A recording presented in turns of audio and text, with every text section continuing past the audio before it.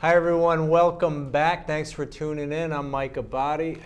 You're watching VTblogosphereTV. We've got our 11th episode right this second.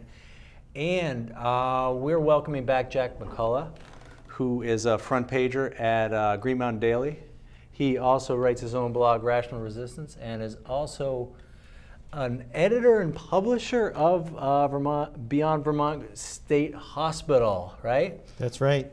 And I thought it wise to strike while the iron is hot, because Jack is he'll be modest about it, but he recently posted a post called UVM is a National Embarrassment on the 30th of January. And 3 days later, I don't know if that's cause and effect, but 3 days later, UVM made a change. And I don't know if you'd like to fill in the gaps there. I'm being a little cryptic, Jack. I'll happily fill in the blanks. I do not claim that it's cause and effect at all. But however, the story is that last week, well, it's 10 days ago now, on January 30th, the world learned that the University of Vermont had extended an invitation to right-wing gasbag and all-around buffoon Ben Stein. Is that on his resume? I think it's on his business card. Is it? Yep. To come give the graduation address at UVM this spring and to receive an honorary degree.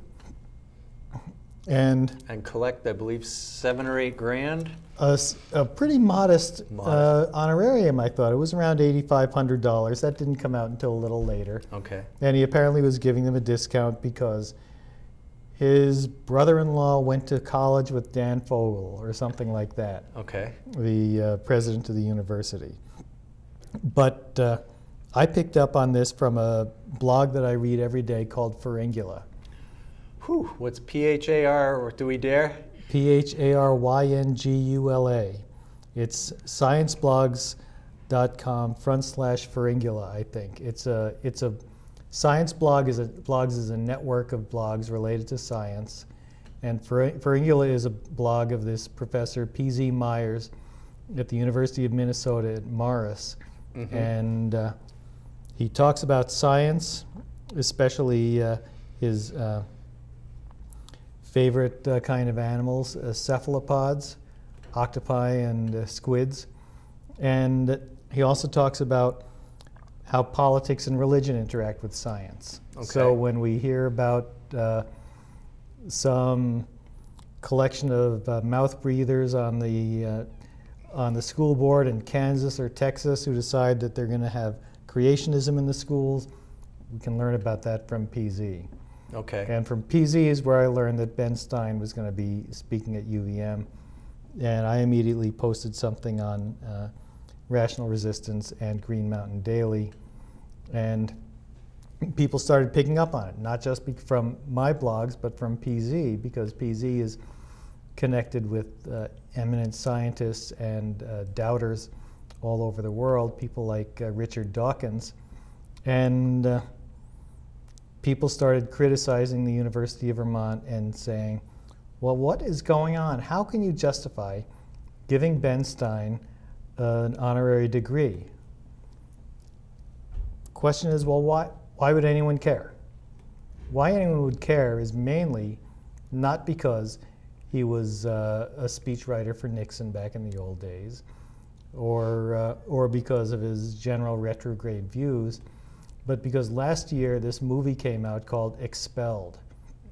Okay. And the theory of Expelled is that people who believe in creationism are being persecuted and hounded out of the universities. And so Ben Stein is featured in this movie kind of as a mouthpiece more than anything else, to stand up for the rights of people who think that God created the world in 6 days is a scientific explanation for how the world came to be. And Ben has some decidedly peculiar ideas about science. For instance, he really thinks that there's a straight line from Charles Darwin, whose birthday is 200th birthday is 2 days from today. Straight line from Charles Darwin to Hitler. And he has the quotes to prove it, or that prove it in his fervent imagination. Okay. And as Ben said, Ben just doesn't believe in scientists telling people what to do. He said that the last time scientists told any of my relatives what to do, they were telling them to get into the showers. And that's a reference to the Holocaust and reference to the gas chambers. Yes, there was definitely medical assistance with that atrocity, but he's somehow. What's the argument from Darwin to social Darwinism? Well, I think survival of the fittest to kill the weak, or how? I think that's basically it. That there were people, including people in Vermont earlier in the 20th century, who used the ideas of evolution to promulgate policies called eugenics of breeding better and better humans and trying to weed out the less fit specimens. And that involved state legislation that was sterilizing people that didn't rate on IQ scores. I mean, that actually happened. That actually in happened state, in right? Vermont. Yes, and so Stein's thesis, and the thesis of some of the people in the movie, is that once we start taking scientific ideas seriously, well, it's just a short step over to exterminating the Jews. And it's kind of an interesting phenomenon. This really only happens in the United States. All the rest of the world, there's no controversy about evolution. It's scientific fact. No scientist doubts the existence of evolution. So evolution isn't sort of just left-wing spin? It's not left-wing spin unless you go along with Stephen Colbert that reality is a well-known liberal bias. But every so often you see these studies where they look at what happens in different countries and how they view evolution. And the only country that has a smaller percentage of people believing in evolution than the United States is Turkey. Okay. But it's literally, there's nowhere else where it's controversial, except for Turkey, maybe. Okay. In the United States, there is controversy, and periodically you see this creationists demanding that textbooks say, well, it's a controversial theory, or it's only a theory. There's really no scientific controversy. There's no scientific debate in any way. There's no peer-reviewed journals of any kind that call any doubt into evolution. But in the United States, it's still debated year after year after year.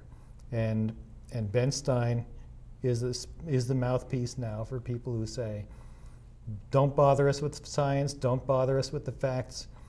We're going to have the biblical story of how life got here on Earth, or at least we want equal time.